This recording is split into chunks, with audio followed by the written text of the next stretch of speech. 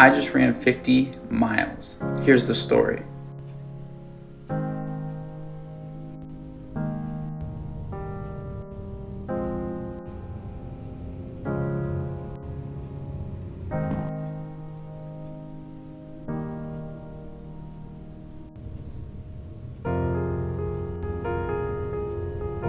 Come on, James, point two. Come on. About 30 steps and you've completed 50 miles. Oh boy! Finish line. Yeah! We are capable far beyond imagination. Hit the plus sign for more 2021 motivation. What's up, everybody? I'm Blessed and Free.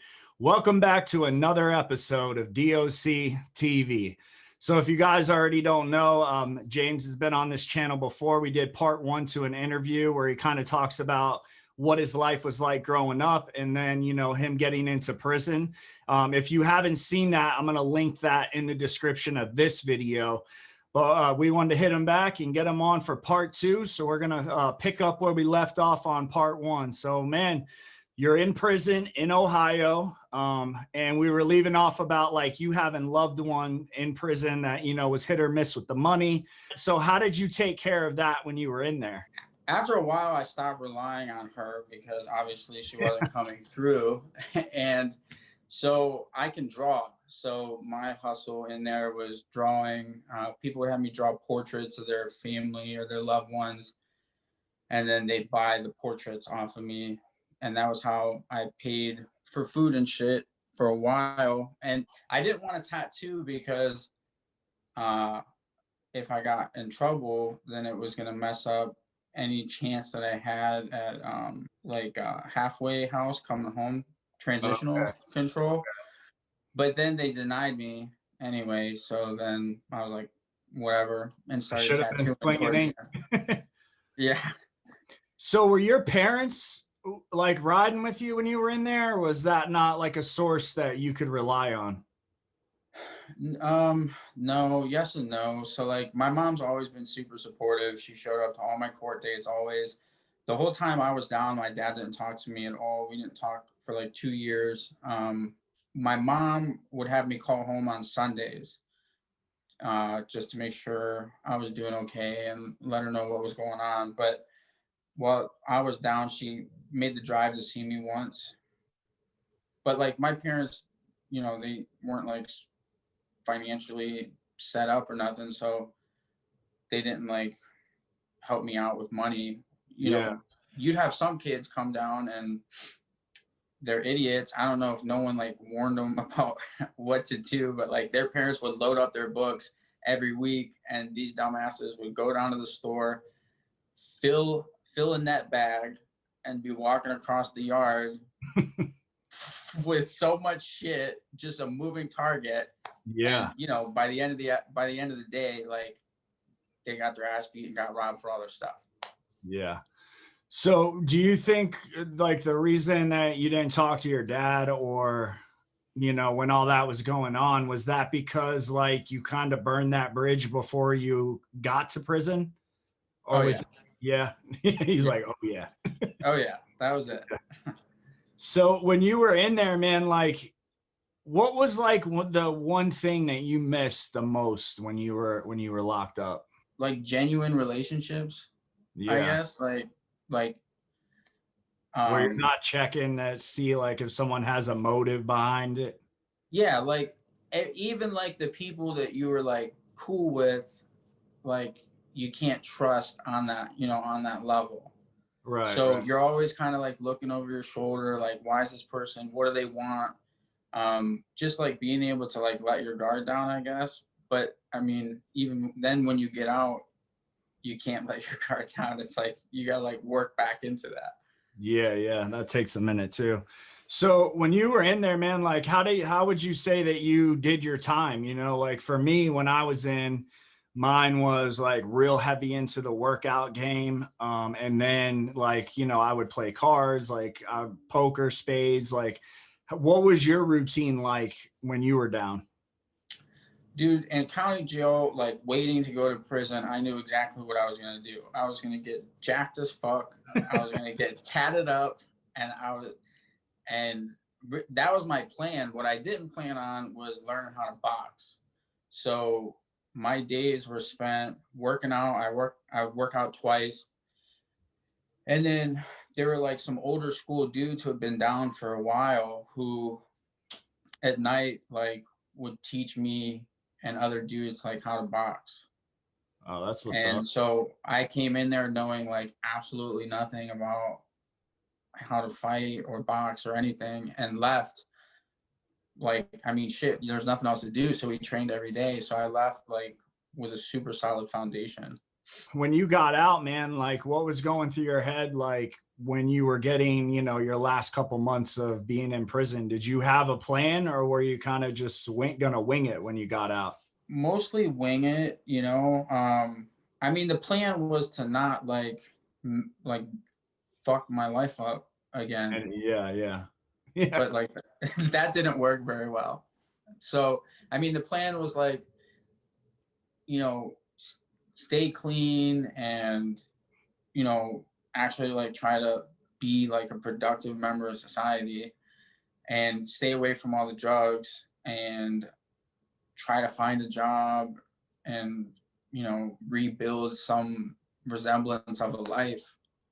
So how did that work out for you when you got out? Not very good. So how long were you out before like you started fucking up again? I drank the night I got out, and then within weeks I was doing heroin again, and I went on, you know, I got a job bartending. A friend of mine got me a job bartending, and I was just like getting hammered. And then I started doing dope again. So now I'm drinking and doing heroin again, and like completely went off the rails for 9 months, and got another felony charge for possession. Damn, bro. So like I think there's probably some people watching this right now and they're probably like, man, like when I look at you, I don't see a heroin addict. You know what I mean? Like you look like you got it together. And I think did that play a part in you getting away with getting high? Like, like did you, because people would probably look at you and never think you got high. You know what I'm saying? So do you think that played a role in you continuing to kind of be destructive because you kind of could, get away with certain things that other people couldn't? I mean, I don't know. I feel like back then I probably looked a lot more like a drug addict. You know, I was like 135 pounds. Like I had terrible fucking track marks, but I'd cover them up with like every day. Like I'd cover them up with makeup and shit, trying to like blend in with the world. And I'm sure like I was like super unreliable. I feel like people back around that time, like heroin wasn't what it is now. So I don't think people were as aware of the fact that people like me like existed among them even, Right, you know, right. like it wasn't such a common thing. Yeah, they probably think like, oh man, a heroin addict's the guy that lives under the bridge that pushes the shopping cart around. Absolutely. I mean, everybody knows, that the opioid epidemic, really is a pandemic. That shit's been going on for, 20 years, worse than COVID. So, and, a lot of people still don't understand how the gravity of addiction, you know what I mean? And that's really why I wanted to bring you on the channel, because I think, you defy all the odds of what a drug addict looks like, what you should, be like. And obviously you turned your life around and, you're helping other people that are still in those situations. When you were out for that 9-month run, when and what was it that made you say like, okay, I need to get my shit together. I need to, drop the dope and get a foundation for my life? Like how did that all come about in your head? Honestly, it was prison, man. So I was sitting on a side street with, cold sweats. It's 90 degrees out. I've been sitting there for an hour and a half. I'm waiting on this like 17-year-old kid to come out of the bushes with my shit, calling him, telling him, man, I've been here for a fucking hour. If you don't pull up, I'm leaving. But I know I'm not leaving. I'm not going anywhere because I'm so Right. dope sick that my well-being is reliant on some fucking kid coming out of the bushes with a 20 bag. And I just felt so powerless in that moment, and was like, even in prison, like I had more freedom in prison than I did out here as a slave to this disease, right? Like in there, I could wake up, go down, get chow, go work out, go work on a portrait, go back, eat dinner, work on boxing, shower, do my shit. I was in control of my life and the decisions that I made, but like out here, I was not. Like the disease ran the show, and I was like, it was like just one of those moments where you're just like, what am I doing? Like my life was not supposed to look like this. Right. This is not what my parents had planned for me. Like somehow I just made some terrible choices in life, and it's got to stop. And I'm glad you brought that up because, it doesn't matter who your parents are. Your parents could be, the first lady and the president, or your parents could be they're hooked on dope, and the mom's tricking and the dad's beating her ass, or whatever the case is. It doesn't matter what your parents are like. Anybody can become a drug addict. And I think, when you try to explain addiction to somebody that's either doesn't have an addiction or they're in denial, they don't like, because most people have an addiction, but they don't want to admit it. And then they just judge the next addict because, oh, he's way worse than me. And, I feel like it's hard to explain addiction. And I know some people are probably watching this and they're like, oh man, all you got to do is just stop and all this, but it's so much deeper than that. And I really just wanted to touch on that because I know a lot of people that feel that way. And, I don't think it's a choice. You know what I mean? I think you are literally powerless over the disease of addiction. And unless you do something about it, you will go on to the bitter end. Yeah, I mean, dude, you got most of those people who are like, oh, just stop. They could weigh 200, 300 pounds, right? You think you don't have a problem? Like your substance is different. You use food, Right. whereas I use heroin. Maybe you work 80 hours a week and you just pour yourself into your job. And mine was substance abuse. Like everyone has got some sort of unhealthy coping behavior that Right. is an addiction for them. It's just theirs might be more socially acceptable. I mean, dude, people are addicted to sex, like out running around just to have a connection, right? Because they're broken the way that I was broken. It's just I use heroin and crack. Yeah. It is what it is, man. You kind of just they're right there.